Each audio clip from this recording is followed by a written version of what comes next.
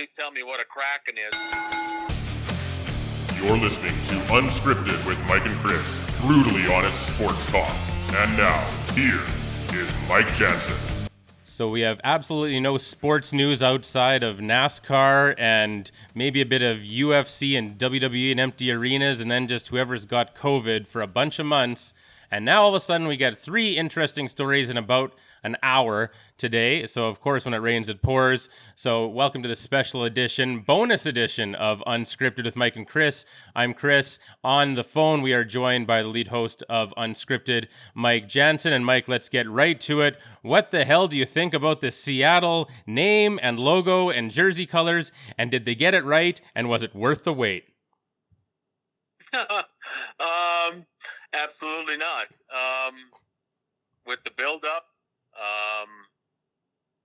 because of coronavirus, they waited, and I thought that was the proper thing to do, but we waited for what?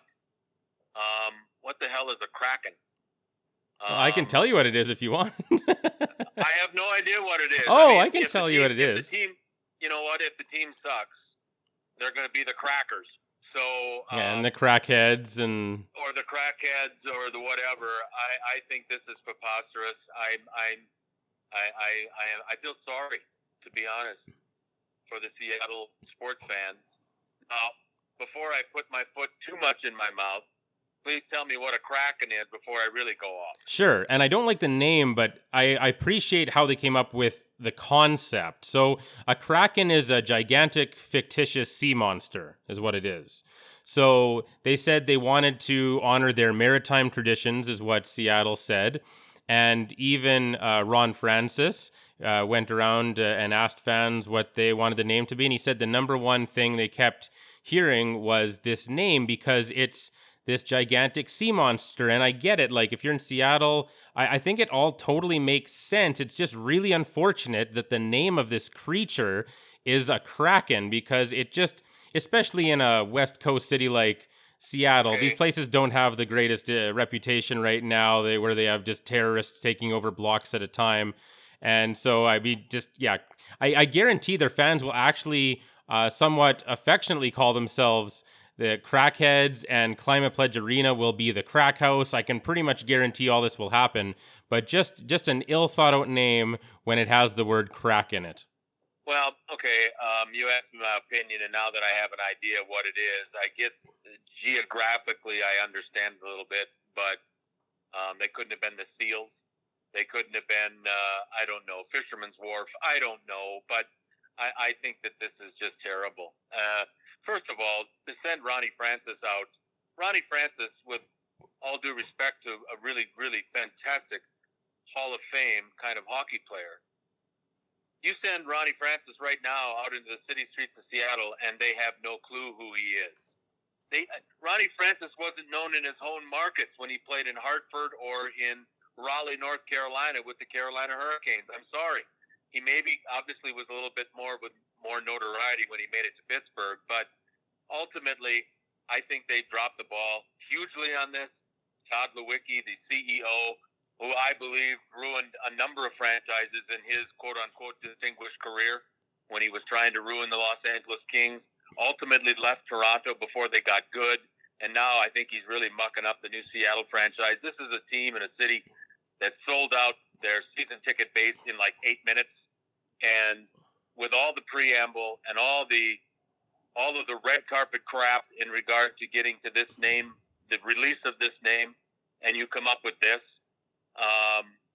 Maybe the colors are probably apropos because of the connection to not only the water of Seattle, but obviously there's some connectivity to the Seahawks jerseys, not direct duplicates, but there's some similarity. So they're going up against two things right now. The Vegas Golden Knights, 51 wins in their inaugural season 3 years ago. And now they're going, trying to overcome that, which is tough enough in and of itself. But now this name, this is ridiculous. I'm very disappointed. And again, for the fans of Seattle that sold out the season tickets in 8 minutes, I think you should be quite disappointed for all the time that they've had to put this together. I hope I've made my point clear enough. This is ridiculous, and for all the names, and I can just think of how many, and you've named a number of them. How many nicknames are going to come from this to the city, to the arena, to the team itself? I think somebody in Seattle should be quite embarrassed about this, and if they're not, that says volumes as well. Well, they said, Seattle management, that is, they said that this was a name born of the fans, and they said that's really where this came from. It wasn't like allegedly, it wasn't some sort of focus group Okay. thing. It was like actually from the fans. That was the number one suggestion. So, Okay, listen. If this is an original six city, especially in the United States, if this is an original six city, I get it in regard to the fans. The fans have a hockey base there. They understand the game. They get it. The Seattle fans don't have a clue. And to put this decision, I think, is a cop-out by the Seattle management, because I think deep down they probably think they really screwed up here. And let's blame it on the fans. Pay tribute to something that is memorable to the city of Seattle. I'm really disappointed in this, obviously. This was a landmark decision to add a 32nd team to a city in the Northwest. I thought there was going to, and there still could be, obviously, a natural connectivity for a potential rivalry with Vancouver. But I think this name just it sets the franchise back a bit. Again, with all the preamble and all the build up to this, and the best that you can come out of this is potentially Crack House. I think this is ridiculous. I'm sorry. it's okay. I appreciate the concept, though. Like, I mean, real quick, what would you have thought if they would have named themselves the Seattle Sea Monsters? Well, I'm not enamored with that, but at least there's people are they have some connection to a sea monster in regard to they've seen it, whether it be in a cartoon, whether it be in whatever. I just believe this, and maybe the Seattle fans certainly, maybe they're enamored with this. But remember, as the National Hockey League has tried to expand with games in China and games in various places around the world, they're trying to, make an international brand. And I think that's some of the things that Bettman and Daly are trying to do. And so this team has to be recognizable outside of the city of Seattle. And I think that this was a poor choice as they tried to expand the brand in the National Hockey League with this choice of the name. I think that and I don't have anything better right now off the top of my head because I've been painting all day and I look like I actually worked today. And so I don't have a better one, but I can tell you one thing, my choice sure as hell would not have been the Seattle Kraken. Well, I still think they should have gone with the Seattle Freeze, as we had been saying for years on Unscripted here. But alas, they did not. Last thing about Seattle I wanted to ask about was if you got to see the logo and the colors and the jerseys. I would just say that I don't mind the logo itself, the S with the tentacle in the middle and the eye and everything, and I thought that was pretty cool. And I don't even mind the away jerseys, which are mostly white and have some trim, and it's fine. But I really don't like the color scheme. It's like 5 different shades of blue, I think, and I just don't think it looks good with red trim, and I hate blue and red together. And it almost looks old. Like, it doesn't look like a brand new thing. You expect when you're the 32nd NHL franchise, you expect that you're going to have something, to me at least, vibrant and really new and just look like it couldn't have been made in the 60s. And this was a real disappointment. I talked briefly today with our Vancouver bureau chief, who we might need to rename our Pacific Northwest bureau chief, Sean Dode, and he said that he doesn't think that those colors will show up good on TV and it'll look bad on TV, and I agree with that. Have you had, Mike, a chance to look at the colors and the jersey and the logo, and what are your thoughts? No, to be totally honest, I'm not going to blow smoke anybody's skirt here. I have not had a chance to see them. I've heard about what the color scheme is, and excuse me, I think that, again, part of it is a nod to the Seahawks because the Seahawks have 19 different jersey combinations and uniform combinations that they can go with, and I think that is their in an offbeat way is from what I understand it to be. I think there is some similarity, or some at least that they're trying to acknowledge that they share the same city with the Seahawks. But I totally agree with you, especially a team and an ownership group that's committing $400 million to an upgrade to the old Key Arena in downtown Seattle. You want something fresh, you want something new, and I don't know enough, but obviously I trust you that if that's the way you feel about the uniforms, those look to you and to Sean Dode, it seems to me to sound that those are old and tired, and the name to me again is old and tired before they even drop the puck in the new renovated Key Arena. So I think they've dropped the ball here. Certainly with the name change, and obviously you guys don't seem too excited about the uniforms. So we know they're not going to be as good as the 2018 Vegas Golden Knights. So let's just write them off now. Fair enough. Okay, well, let's move on to the second story of the day, and that is, of course, was I explicit enough there? Yes, you were. Yes. Okay, good. All right. So we unfortunately have to talk about Dan Snyder again here. So if you would have told me a week or two ago on Unscripted when we said that the Washington team names we came up with, which we almost half jokingly, or maybe more than that, I came up with the Washington. I came up with the Washington NFLers, and you came up with Washington FC.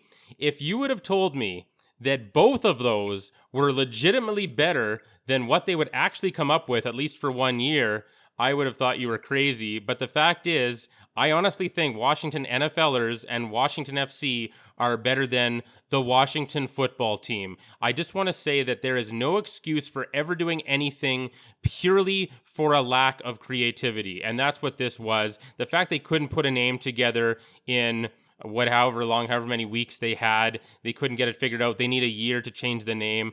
I thought that was absolutely pathetic and just not surprising for such a pathetic football club. And as our friend of the show, Ryan Hall, our Saskatchewan bureau chief, texted me, he said it shouldn't be the Washington football team. It should be the Washington team of football, so that on their on the screen on their broadcast it'll just say WTF, because that's what everyone's saying with this franchise. What are your thoughts on this lazy cop-out of a team name? Well, I think that this is Daniel Schneider's way of telling Jane Goodell's husband and the other 31 or other 30 owners in the National Football League, this is his way of flipping them the collective middle finger. I still to this day do not believe that in his heart of hearts that Dan Schneider wants to change the name Redskins. And he's going to fight this tooth and nail. He now knows at least that in these times it's the right thing to do. That should have been done years ago. But I think this is Schneider's way of saying F you to his other 30 NFL owners, to the head office of the National Football League at One Park Place, New York City, and anybody that doesn't believe on riding on Daniel Schneider's magic carpet ride. So, you know what? I thought that there were some alternatives out there. I don't disagree with taking the time to find something that is comfortable with team ownership, team management, the fans, and the National Football League is certainly going to play a role in this. This is one of the founding franchises of the National Football League, but it's been misrun since, as you corrected me the other day, has been misrun since 1999 with the Mr. Schneider in that top seat in Washington, D.C., but the name itself, I think, is a shot by Schneider at the NFL, and I think it's proper. I don't think you want to rush into something, especially when you're trying to change the name that's been intact since the 1930s. But I'm not enamored with it. I don't love it. I don't hate it. I do think Washington FC would have been cooler. Just to, then they would have, and then we could have pushed that they were listening to Unscripted.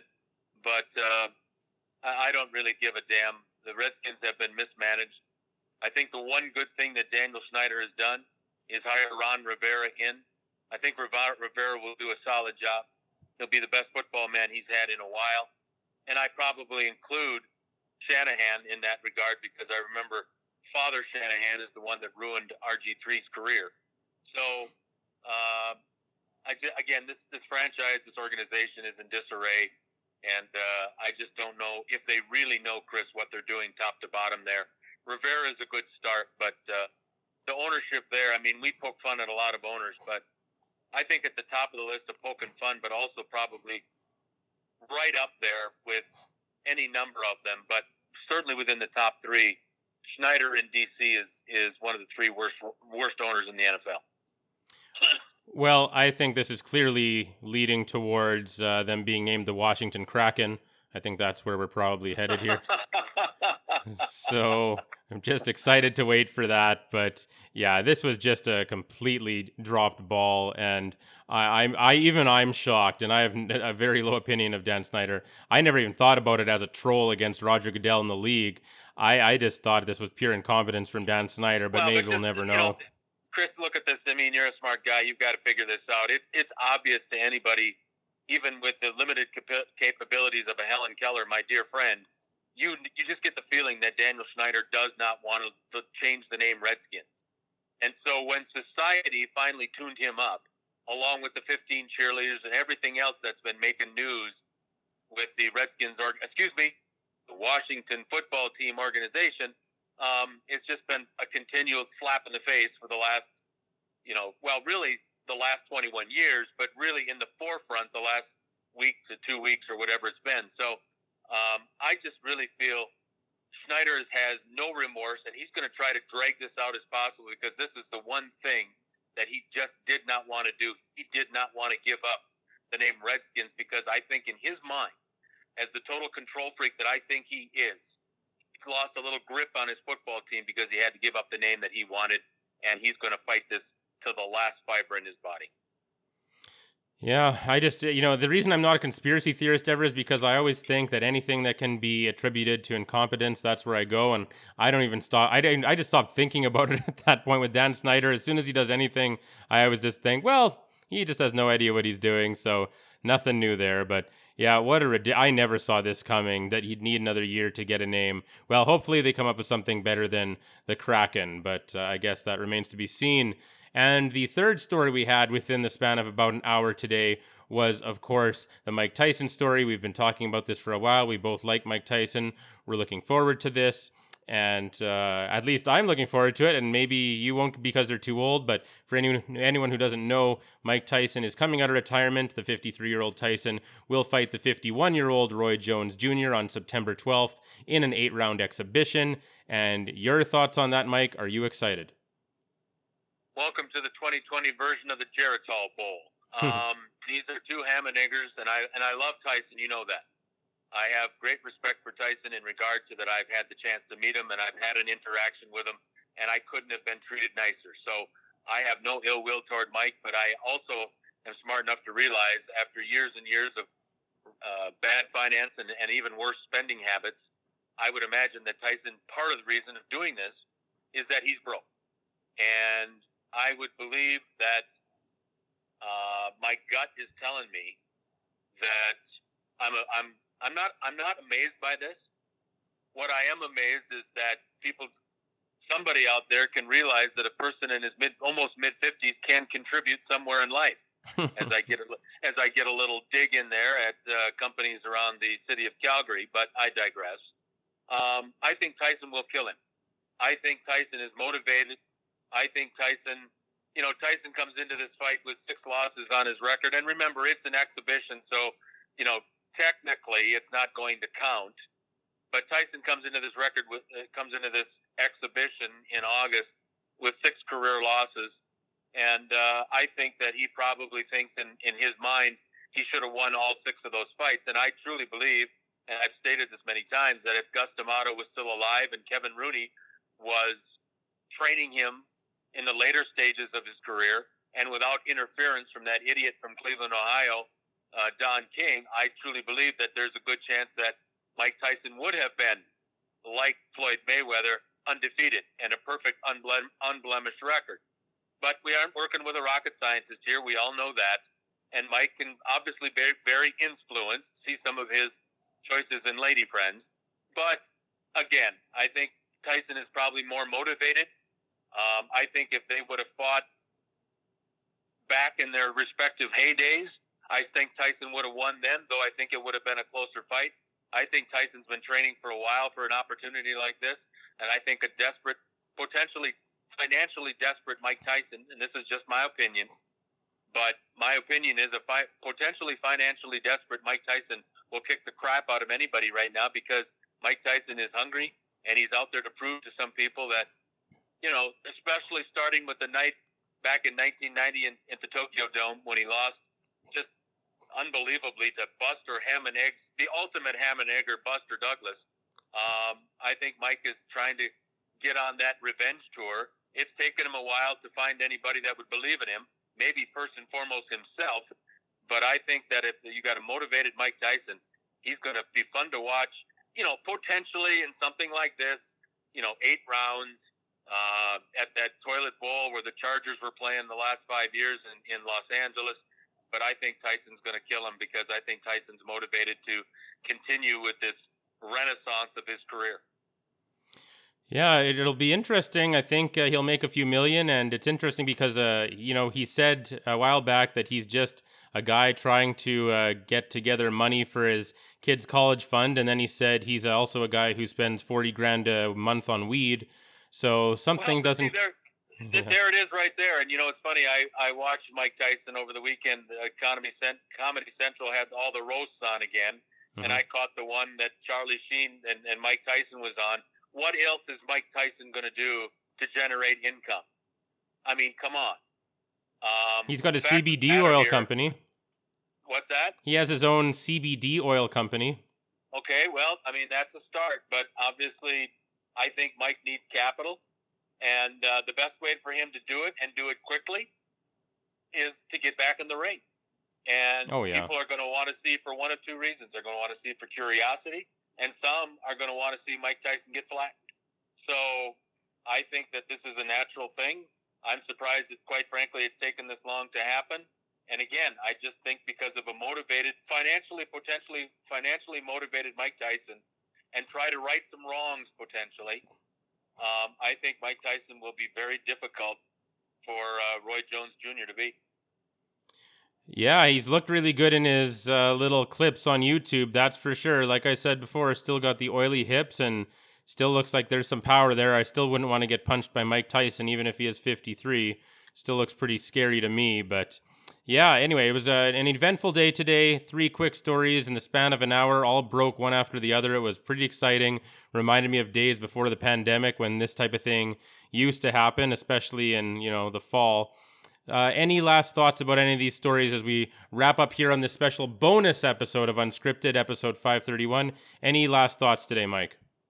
Well, I'm just going to, you'll probably get mad at me, but I'm done talking about those 3 things. I just need, real briefly, all I'm going to say is watching baseball at the major league level without fans sucks.